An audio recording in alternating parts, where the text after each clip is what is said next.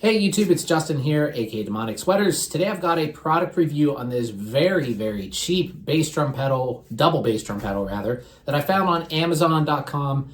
These pedals are only about $80, between $70 or $80, and there's several of them, by various brands that all kind of look the same, and the price range kind of varies. This is one of the cheapest ones I saw. It wasn't the cheapest, but it was close. There's some cheaper ones, but the ratings were just absolutely abysmal on those. So I got one that was, I think, about $79. And if you're interested in this, I'll post a link down below. But the reason why I wanted to check it out was because I have a student who's learning double bass, and her parents didn't want to spend a lot of money, so I figured I would pick one of these up and see what I thought about it, and hopefully it's good enough for her to use and to learn on. So you already saw it up on the screen, but here is the main pedal part in my hand. And one of the things I wanted to note, looking at it, it actually looks pretty good, but looks can be deceiving because I did notice some problems pretty much right out of the box. One of them was a lot of things were loose. The sprocket right here was loose. This was loose on the, whatever this is, this hex rod right here. So I had to tighten that up using an Allen wrench on the bottom right here.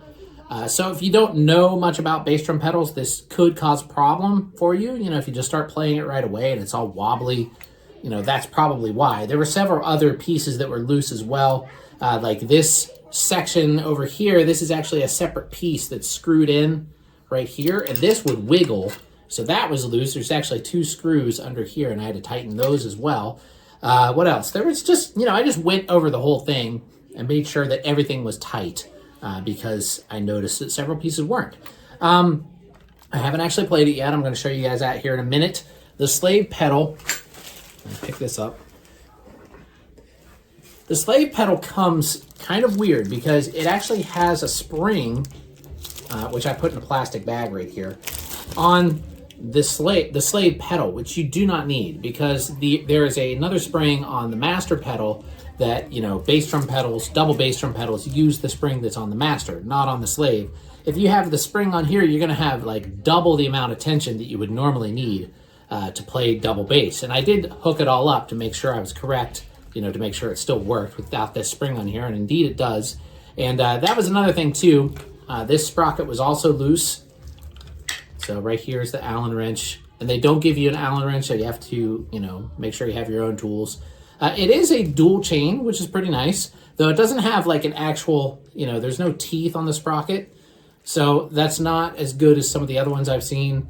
One other thing too is if you look really closely here, notice how there's a little gap between that hex post and the piece that goes around it.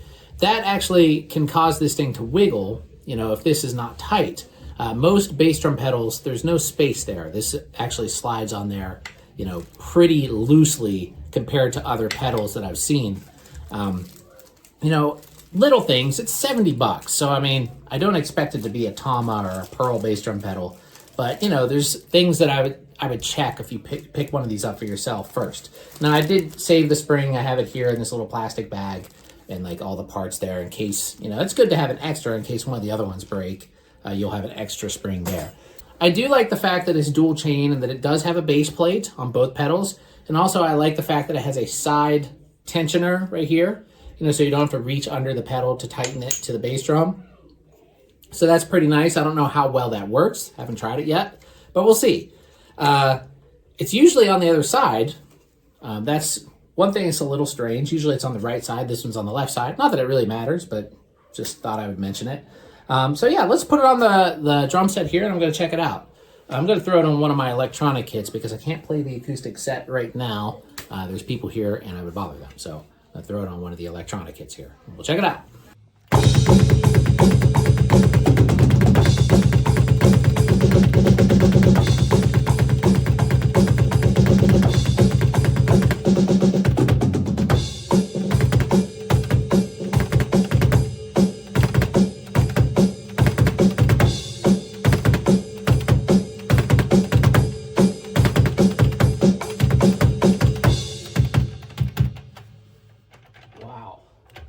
Already. That is not good, folks. Already falling apart. Jeez. All right, so this thing is total garbage. I played it for just like not even 5 minutes, and stuff just started already falling apart. This is really bad. This is one of the worst products I think I've ever tried, honestly. I didn't expect it to be that bad. I thought maybe, maybe it'll last like a year or something, but not even lasting. I mean, and this isn't just that it came loose. I already tightened all this stuff up. Even with this loose, like I said, this is like, look how much leeway is in there. I don't know if you can hear that, but this is just not good. Everything about this thing sucks. It's absolutely terrible. Don't buy it. I'm not gonna let my student have this piece of garbage. I'm gonna send it back, and I'm gonna get her a Tama Iron Cobra or something like that.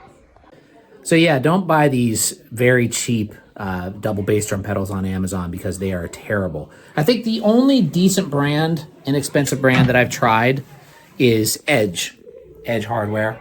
This is a single pedal, and this is a good pedal. And these are cheaper than Tamas or something like that. But the problem with the Edge Hardware is they've been sold out of their double for a very long time because people do realize that it is a pretty good pedal. These other no-name things like this, don't bother. They're just total garbage.